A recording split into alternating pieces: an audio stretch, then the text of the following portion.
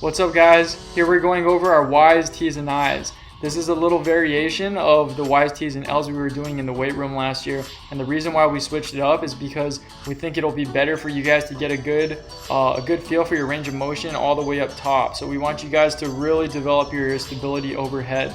And the reason why it's so important for us as baseball players is just because of how much is demanded of us overhead. So whether it's diving back into bases, going arms up, or just the simple overhead movements of throwing every day, they're all super important, and we want to be stable so we can do it all the time without having to worry about getting hurt. And in addition, the better we can build this foundation, the more it allows for us to develop on top of it. So that's like going to be pretty much the basis for like where we're generating velocity and everything that we're trying to see in terms of numbers. But to hit this position, we're just going to start in the standing bent over position. If you guys have an incline bench or something like that at home, that's great. Set it at a 45, or at, like, if you want more resistance, more horizontal.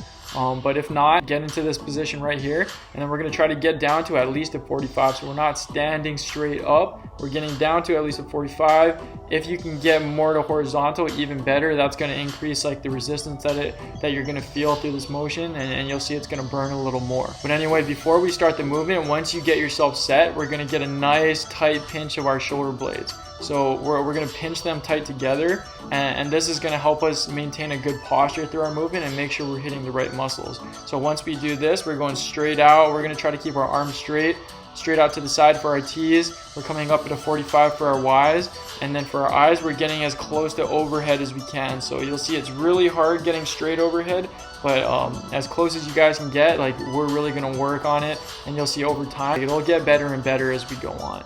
And one thing we're really paying attention to is we're keeping the pinch from top to bottom through the whole range, and that pinch right there, you should start feeling it lighting up like the middle of your traps or lower traps. So that's right in between your shoulder blades or lower.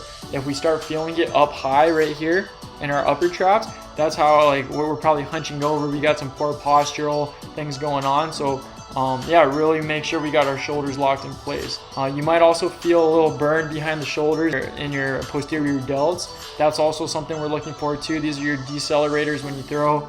Internal rotator speeds you up, decelerators slow you down. So that's what we're trying to train, because the stronger that your decelerators get, like what they're able to stop is only what your body's going to allow you to get. So you'll see the stronger you make your decelerators, the quicker gains you're going to make in terms of velocity.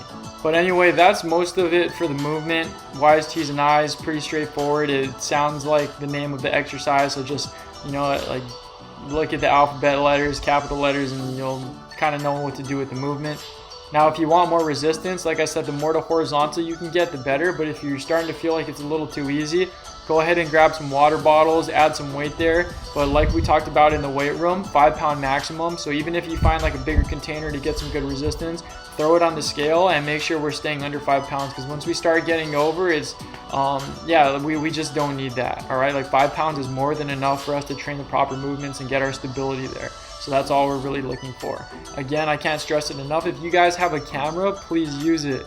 Use it. Like, look at your movement, see where your hinge is at. See, even if you felt like you're really deep, now you'll start to see, okay, maybe I could bend over more. Maybe you'll start seeing a hunch in your back you never thought was there. There's just so much good things that can come from using video evidence. So please, I encourage you, use your cameras, use a laptop or iPad, whatever you've got. But anyway, that's it for your Ys, Ts, and Is, guys. Go get after it.